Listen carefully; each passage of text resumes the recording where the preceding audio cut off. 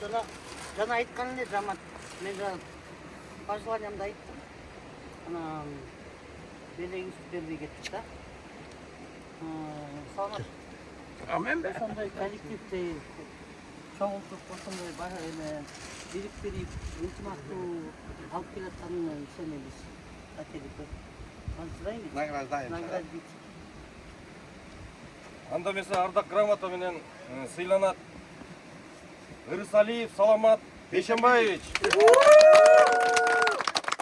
Ыршыктын Ми 45 каттамынын айдоочусу өзүнүн кесипкөйлүгүн, жоопкерчилигин жана жол кыймылынын коопсуздугун камсыз кылуудагы жогорку деңгээлдеги эмгегин көрсөткөндүгү үчүн жана ошондой эле 45 автобустук каттамдын ынтымагын жогорку деңгээлде алып бараткандыгы үчүн жүргүнчүлөргө сылык сыпаа кызмат көрсөтүп, кызматтык милдеттерин так жана өз убагында аткаргандыгы үчүн 45 маршруттун түзүлгөндүгүнүн 1 жылдыгына карата ыйгарылат.